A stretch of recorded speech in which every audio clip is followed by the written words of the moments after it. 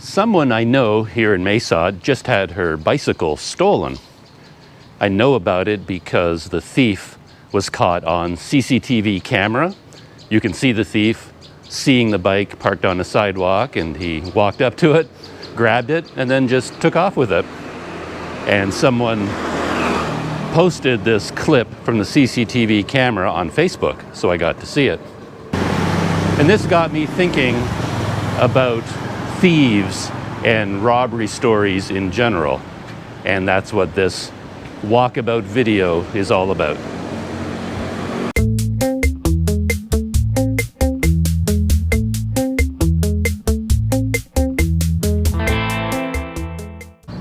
I've had 2 bicycles stolen in my lifetime. The first one was a long time ago in Montreal in Canada. I forget all the details now of exactly why I was in Montreal and why I had this bicycle with me. It was that long ago that I don't remember the actual details. But this bicycle was kind of important to me because I had ridden across Canada on this bicycle. And towards the end of my trip, I had the wheels completely rebuilt with really strong spokes for touring to carry a heavy load. So this bike had a lot of memories for me, and I had just invested a fair bit of money in it. And I decided to go see a movie in Montreal. I rode the bike to downtown, parked it, locked it to a telephone pole or a fence, I can't exactly remember, went to see the movie. And then I had that weird moment where I walked out of the movie theater and I walked over to where I had parked my bike, and then my bike just wasn't there. And you have that weird, almost out-of-body experience where you think you're almost losing your mind. You think, wait a minute, I rode my bike here, didn't I?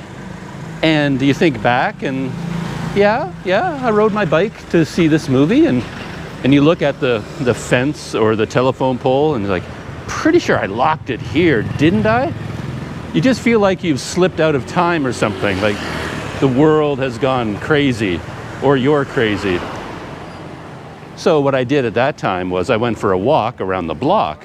Like, I decided, yeah, I had ridden my bike that night, I'm not crazy, but maybe I'd parked it, locked it somewhere else. So I walked around the block and I went looking for my bike, thinking maybe I had the wrong spot. But of course, after a few minutes, you have to accept the fact that, no, it's gone. Someone stole your bike. I find it interesting what a profound psychological effect a robbery like that can have on a person, because that happened decades ago and it didn't really affect my life one way or the other. And yet I still think about that bike to this day. And I try to imagine the moment when this person, the bike thief, saw the bike, how they cut through the lock, and where they went with my bike, what they did with it, where is my bike today, all these thoughts. It's like a complete mystery, and I'll never know the answer. And that's one good thing about today. We have so many CCTV cameras everywhere. So many of these types of thefts are caught on camera now. There's cameras all around us all the time that we're not even aware of, and people are filming with smartphones all the time. So my friend here in Mae Sot, she at least knew what happened to her bike. She saw the thief get on it and walk it away. I don't think he rode it away. I think he just walked it away out of frame, and then I assume he hopped on it and rode away. And of course, by posting the video to Facebook, they're hoping that someone will recognize this guy and get in touch with them and say, yeah, here's the guy. You know, he's the one that stole your bike, and she can get it back. The second time I had a bike stolen was in Taipei in Taiwan. I was living and working there at the time, and I invested a lot of time shopping for this particular bike. Just like here in Mae Sot, I had difficulty finding a bike in Taipei that fit my height. I wanted a bike with a big frame, And I enjoy shopping, especially when it's pleasurable and there are a lot of shops to go visit. So I invested a lot of time and effort in finding exactly the right bike. It wasn't a super expensive touring bike or anything. This was a city bike, but at the same time, yeah, it was pricey, especially by the time you add in all the extras, because I put a rack on it, and you get a handlebar bag, and you get lights, and you get a cycling computer and water bottles and locks. So all the accessories you buy for your bike. The final bill was pretty substantial for this bike. A problem in Taipei is that there's really nowhere to put a bicycle. It's scooter country. Everybody drives a scooter. There are billions of them, it seems like, in Taipei, and they fill every inch of every sidewalk, every driveway, every road is filled with scooters. But when it comes to a bicycle, there's nowhere to put it. I mean, there's physically no space. There are no bike racks dedicated to that, of course. And in Canada, of course, we have a million telephone poles and fences and other things that you can lock your bike to, but none of that exists in Taipei. So I had quite a bit of difficulty riding this bike in the city, because no matter where I went, there was nowhere to put it and nowhere to lock it up when I got there. As I said, the bike was not a dedicated touring bike, but it was good enough to go touring with, and I thought I might ride around Taiwan on it. But I bought it mainly to go to work every day. I wanted to use it as a commuting bicycle. But I ran into trouble because there was nowhere to park it, even where I was working at the office building. Everybody drove scooters, or they drove their car, and the building had a parking garage underneath, and I approached my bosses at my company several times asking if they could somehow talk to the building management and figure out a way for me to park my bike in the parking garage. Just find a little corner where I can lock up my bike. Everybody drove their cars there and parked it. There was a system for that, but there was no system for a bicycle. And I talked to them multiple times, but no one ever did anything, so I gave up on that. And so I decided to just lock up my bike outside. And I found a fence, a very secure metal fence, very near my building, very well lit and public. Everything seemed okay. And I parked my bike there, locked it up there. I did that for a little while. And then, of course, one day I finished work, happily went out onto the street to hop on my bike and ride home. And I had that same out-of-body experience that I had in Montreal, where I got to where I normally locked up my bike and there was nothing there. Got to run across here.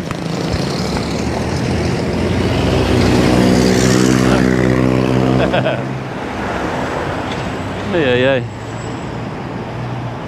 Got to be careful crossing these streets as the only pedestrian in all of Mae Sot.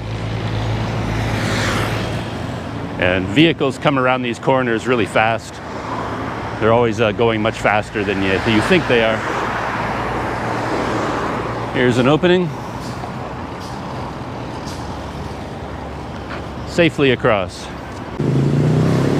I've been haunted by that bike theft as well.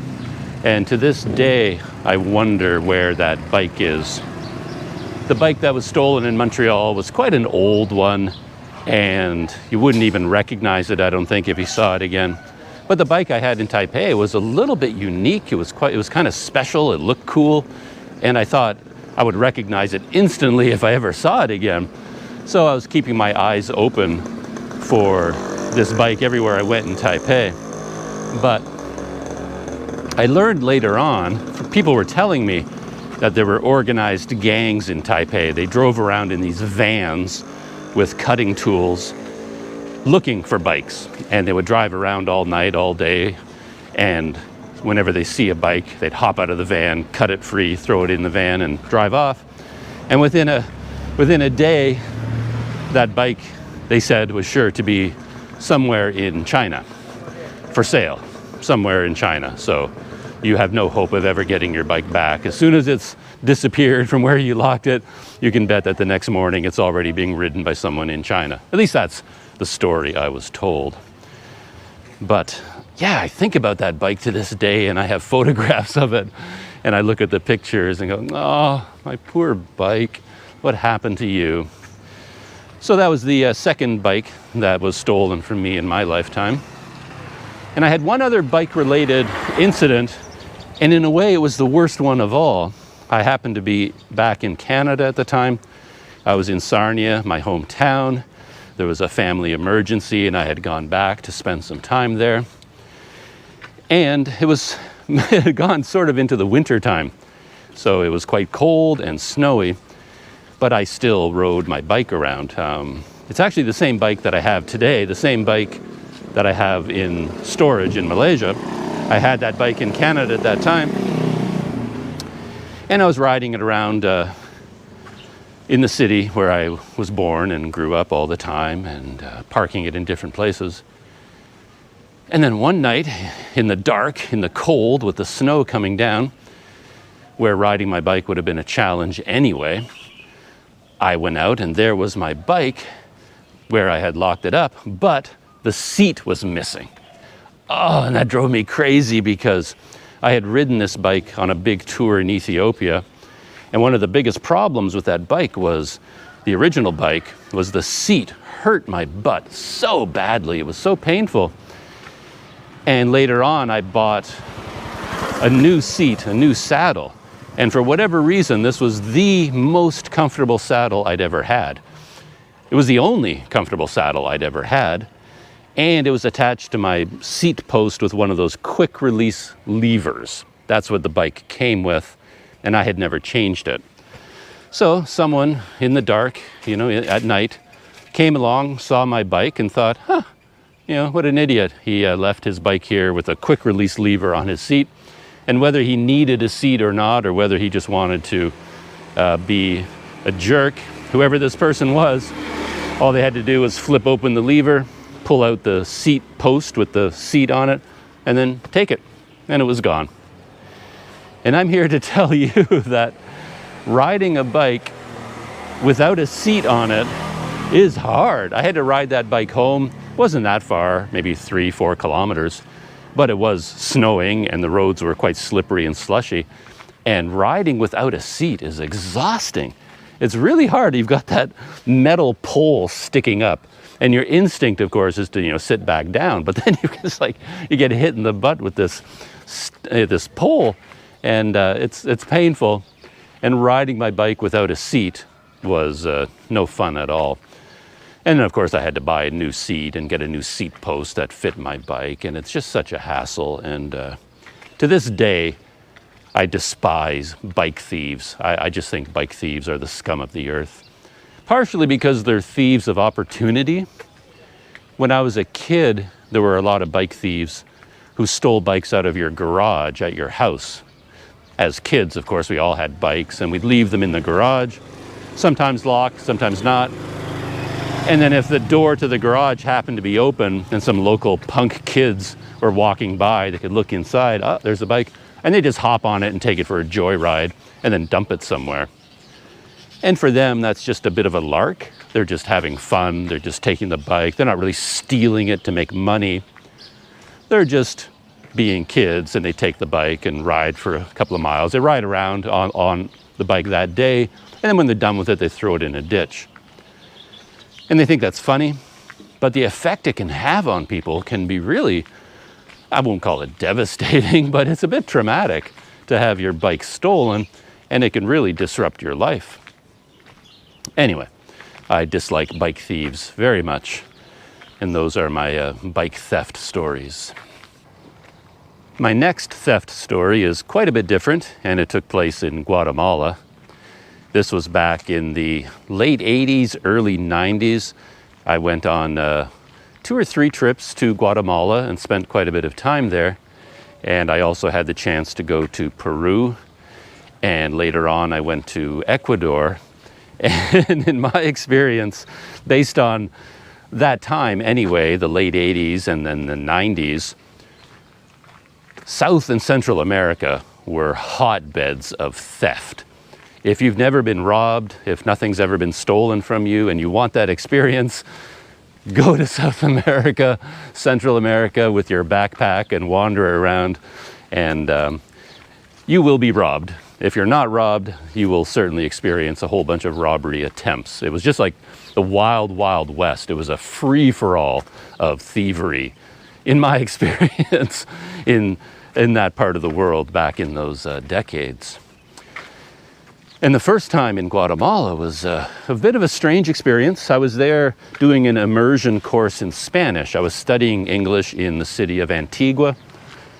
A lot of people out there probably know about Antigua in Guatemala. It's famous as a stunningly gorgeous small town, a colonial Spanish town. And it's also extremely popular as a place to go to learn Spanish. They have all kinds of Spanish schools. You study 6 hours a day, live with a local family, and really immerse yourself in the country and the culture to learn Spanish faster. And me being me, for me, that wasn't fast enough. I always had to do something a little bit different. And I found that being in Antigua, inside the city itself, there were still a lot of foreigners around, a lot of Westerners from all over the world, all over Europe, North America, Asia, everywhere. So of course you naturally start hanging out with other foreigners. You're supposed to be speaking Spanish all the time. That's the whole reason you went to Guatemala and are in Antigua to begin with. But of course you just can't resist hanging out with all these interesting backpackers and travelers and Peace Corps volunteers and NGO employees, journalists. They're all there to learn Spanish for their work and careers. And I decided that I wanted to get out of Antigua. So I was out hiking in the sort of the volcanoes that ring Antigua. I'm hiking through the volcanoes and through the nearby hills and mountains, very beautiful area. And I'm going through all these villages, and I got this crazy idea. It's like, well, maybe I can live in one of these villages and live with a local family here in the village. And it will be difficult, but I'll cut myself off from all other foreigners, and I will have to speak Spanish all the time. Long story short, I made a deal with a local family. It was a young family. Well, they were older than me at that time, but they were very young. Mother, father, 3 or 4, 5 young children. And the man of the house, he was a tailor. He made his living by sewing on a sewing machine. And for whatever reason, I met them. We got to know each other. I really liked the guy. You know, we got along. And I suggested, like, do you want a boarder? You know, could I come live with your family? And I will pay you. And I can live here and study Spanish. He thought that was a pretty good idea, but they didn't have enough room in their house. It was a very small, simple home. And he said to me, if you pay for the materials, I will build another room on my house and you can stay in that room. And then when you leave, we get a new room and I can move my sewing machine in there and it can be my new workspace. Win, win, win, win situation for everybody. So we went ahead with this project. I paid for all this material and the construction of this new room on his house. I moved in, and I can't remember how long I stayed with this family. This was a long time ago, and the details are a bit hazy. But I was up there studying Spanish and exploring the surrounding area and living an interesting life in this village. But eventually, the time came to leave Guatemala and go back to Canada. And I decided to go for a trip around Guatemala. I wanted to go see some other places. But I had so much stuff with me, Spanish books and textbooks and a lot of heavy items. I didn't want to carry it all with me. So I asked the guy if he would mind, can I leave my stuff here? I'm going to take a small bag, go traveling around Guatemala for, 3 weeks, whatever the amount of time was. And if I can leave my big bag here with all my stuff in it, I can come pick it up when I come back. And he says, yeah, absolutely. No problem. Just leave your stuff here. We'll keep it safe. You know where the story is going, right? So I go off on my trip, go traveling around Guatemala, and then I came back to the village to pick up my backpack, and he looked at me and said, essentially, backpack? I don't know anything about a backpack. What are you talking about? It was all gone. Whatever I had left there had just vanished. And I found out later on from foreigners, like other Westerners in Antigua, they knew about this, and they remembered this guy coming down from the villages into Antigua and laying out like a blanket on the streets near markets, and he had all my possessions laid out on the blanket, and he was selling them to people. So he basically just sold all my stuff to other Westerners who were there studying Spanish just like me. And he pocketed all the money from my stuff and went on about his life. And of course, yeah, that's just the way things happen. There's nothing I could do about it. He looked at me and said, backpack? I don't know what you're talking about. There's no backpack here. And I just had to say, okay. I guess it was nice staying with your family all this time and getting to know you, but bye. I guess I'll go back to Canada now. And that was the end of the story of my village theft in Guatemala. I'm out in the countryside around Mae Sot a little bit, as you can see. I just looked at Google Maps on satellite view, and I picked this road because I saw that it kind of went out into some farming areas, and it links up with another highway over here. And I'm going to cross this highway and then head into some farming area over there.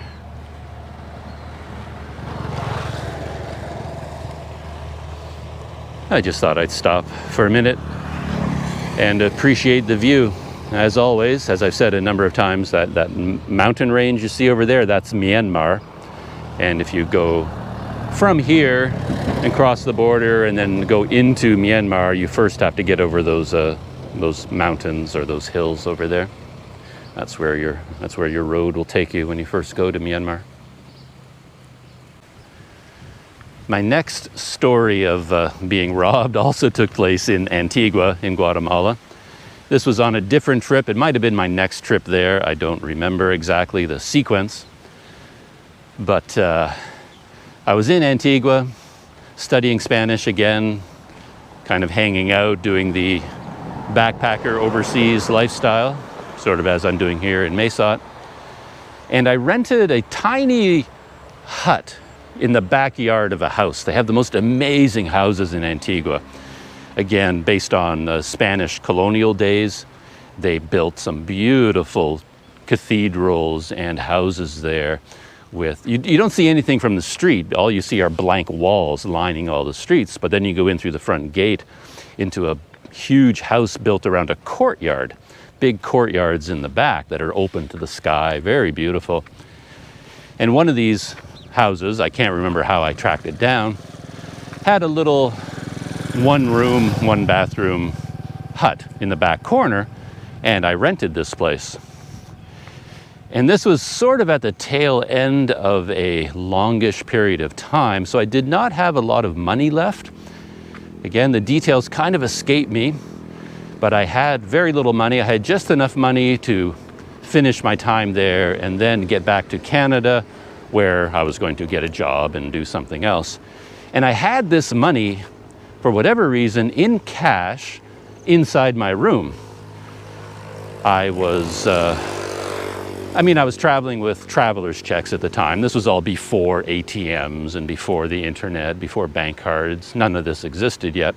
So I would just cash traveler's checks, convert it into cash, and I had all my remaining money in cash in my room. So, here is this other highway. Huh. Yeah, it's a much more of a real highway. And I believe this one goes to Friendship Bridge number 2, heading into Myanmar, the other main road that goes to Friendship Bridge number 1. I've never been to Friendship Bridge number 2. I've never seen that border crossing, so I don't know what it looks like.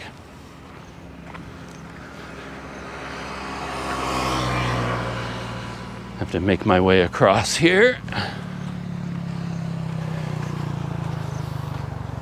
climb over this.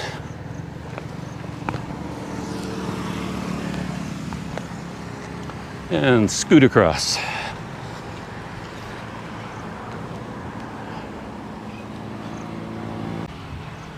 On the other side of the highway now, I don't have any idea, no clear idea where I'm going or where I'll end up. But with the power of Google Maps on my side, I can pretty much go anywhere. And I'm just going to head off into the countryside here and then loop around back into Mae Sot. Now there's an interesting sight.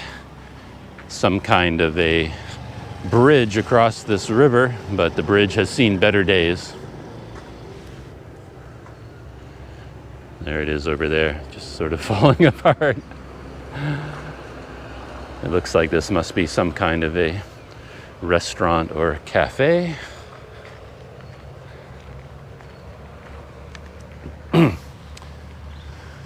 Well, back to Antigua and my little hut, my one-room hut in the back of this house. And for some reason, this little house came with maid service. And that comes into the story because one day when I came back to my little room and discovered that all of my money was gone, there was really only one person to suspect. It's kind of like a Hollywood movie. You've been robbed, and who do you blame? Well, there's only one person that ever goes in and out of this room except for me, and that's the maid, right? Of course, I spoke to the owners of the house and talked to them, told them that all my money was gone, and they looked at me and said, I don't know, we don't know anything about that. You know, sucks to be you, was basically what they said. And there was nothing to be done. The money was gone, and nobody knew who took it. And of course, they had no reason to trust me that there had even been any money in there in the first place. How do they know? So there was nothing to be done. At that time, it never even occurred to me to go to the police or do anything like that. Why cause the problem? And I'll have a lot more to say about that in a few minutes. It was a funny story because I was in a bit of trouble because I literally had no money. I had nothing sitting there in Guatemala. But I did have quite a large library. In my time in Antigua, I'd started collecting books because I loved to read. At least I did back then. And every weekend, I was out at these used bookshops.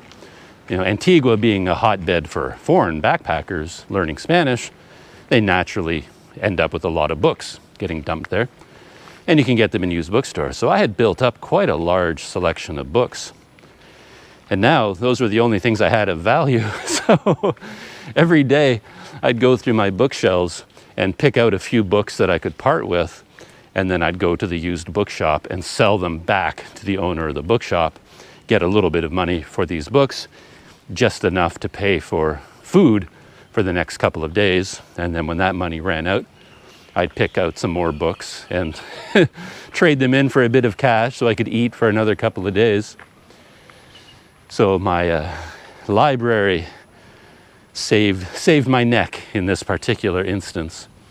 I was quite young at this point, so at this point in my life, because I was in trouble, I was still able to contact my parents back in Canada, and through a lot of back and forth, they somehow sent me money, just enough money to get a Greyhound, to get a bus all the way from Antigua back to Canada. And that was one of the more epic journeys of my life because as far as I remember, I got on a bus in Antigua with the money my parents sent me, and I stayed on a bus nonstop for days and days and days until I finally arrived back at the border with Canada. Ended up in Detroit, I think. That's where the bus finally ended for some strange reason.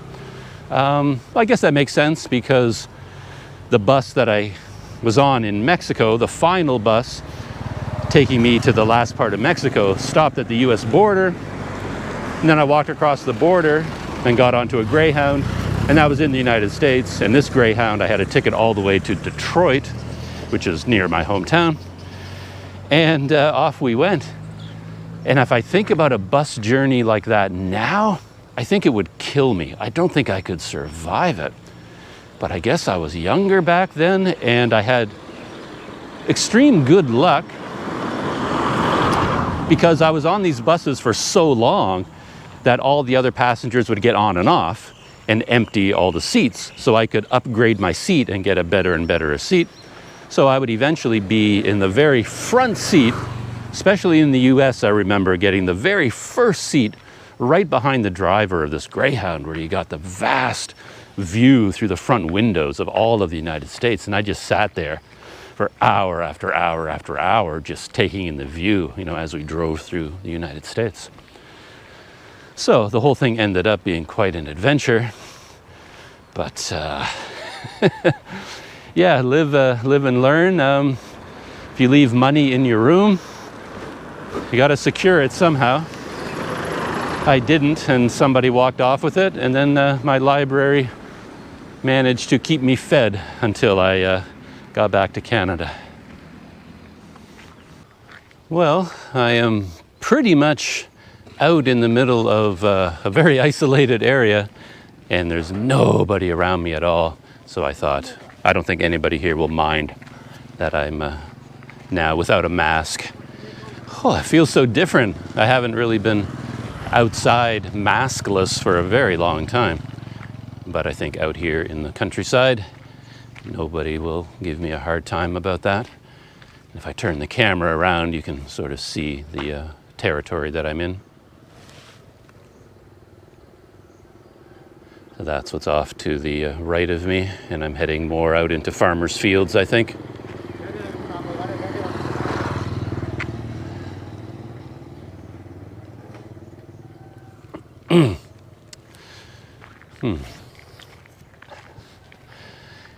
I mentioned at the beginning of all these stories that South America and Central America struck me as the hotbed of thievery back in the 80s and 90s, and my experience in Peru, my trip to Peru, definitely illustrates this. I went there with my girlfriend at the time, and her brother and his wife were living and working in Peru. They were working with an NGO, and we had gone down there to visit them. Whoa, that was a loud bark. And eventually my girlfriend's parents also came to Peru at the same time that we were there, and they were there for a couple of weeks. So all of my experiences in Peru involved not just me, but my girlfriend, her brother and his wife, and her parents. We all had our own theft stories, like an incredible range of stories. It started with her brother and his wife, and then my girlfriend and I were walking through a busy market. I don't remember what city we were in, and then her brother was walking ahead of us. And out of nowhere, some guys came running up to the front of them and then squirted them in the face with bottles of, I think, ketchup and mustard. So they were stunned, of course, and then they're busy, wiping all this mustard and ketchup from their face and then from their chest. And then all these other guys kind of came up to them and started bumping into them and pushing them around. And of course, the whole thing with the ketchup and the mustard was just a distraction to get them to take their hands away from their pockets and up around their faces and have them think about this. Meanwhile, all these guys that were bumping into them were pickpockets, and they just basically emptied all their pockets. So this was my introduction to the ketchup bottle theft in Peru, which, according to stories I heard, was extremely common. This happened all the time, and you heard about it so often that you develop this mindset of, I don't know, a man in the jungle looking for danger on every side, and you've got your hands sort of clamped over your pockets, and then you're like hunched over and looking around. And if someone comes running up to you and sprays you in the face with ketchup, you just sort of double over and put all your hands over your pockets and hold everything as tight as you can, because that means, pickpockets are coming to get you. So that was one of the first stories. Another time I was out with my girlfriend, and we both had the typical traveler's, knapsack on our backs as we're out walking around. And we went out exploring, went to a market or wherever we went. And then we got back to our room and discovered that the bottom of her knapsack had been neatly slit open end to end with a razor. And that's another very popular theft technique there, where if you are wearing, a knapsack on your back, they'll come up behind you and then slit the bottom with a razor, and then whatever's in your bag will just fall to the ground, and then they can snatch it up. And it's a very clever and convenient way to rob someone, kind of almost an effortless technique for them. All they're really doing, of course, is picking stuff up that's on the ground. They're not even thieves anymore. The next incident involved my girlfriend's parents. They flew down from Canada, and I guess they landed in Lima, and then they had to take some kind of transportation from Lima on the coast up into the mountains, up into the Andes, and then through the Andes to the city where we were all staying at the time. And they had a whole range of suitcases with them, typical luggage. And I guess when they got on the van, or in the van, whatever this transportation was, all their luggage is loaded onto the roof, and away they went on for this, long, rough, difficult journey through the mountains. And when they finally got to the city where we were, they got out of the van and looked up at the roof, and all their bags were gone. So suitcases just vanished sometime during the trip.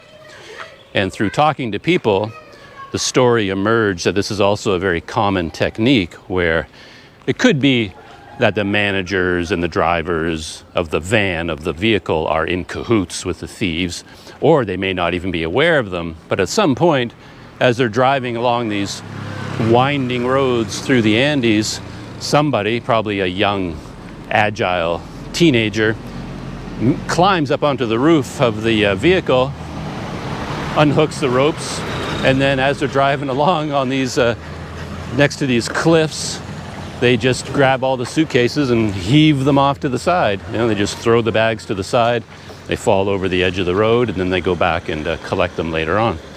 So, I mean, it's not like they were robbed of an item or two from their pockets or from their knapsack. They just lost their entire suitcases.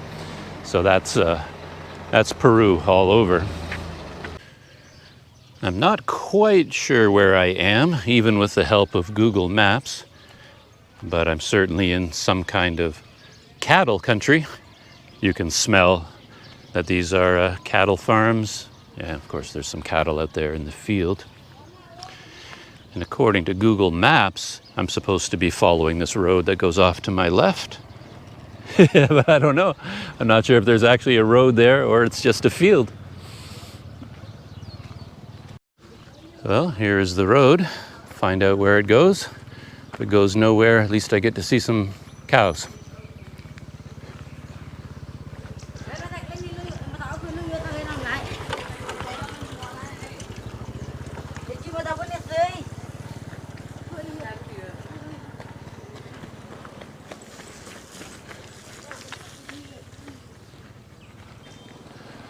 My girlfriend's father, or now my ex-girlfriend, of course, but my ex-girlfriend's father in Peru had another encounter with a thief. Again, I don't quite remember the full details, but we were all in the city together where we'd all met up. And then a snatch thief grabbed something from him, or I think it was from his wife, grabbed his wife's purse or bag and then ran off with it. And, my ex-girlfriend's father, he was not elderly, but he was a full-grown man, a mature man, and not exactly athletic, but he set off on foot, fast as he could, running after this guy, shouting, "Come back here, you thief, what do you think you're doing? I'm going to catch you," whatever he's shouting. And then, of course, as he's running after this guy, he finally comes to his senses and say, what am I doing? I'm not going to catch him, and even if I do catch him, what am I going to do? So he realized it was not a wise move to chase after this guy, and then he turned around, came back. It's nice to be out here, even if I am heading in the wrong direction. So quiet, peaceful, compared to being inside even sleepy Mae Sot.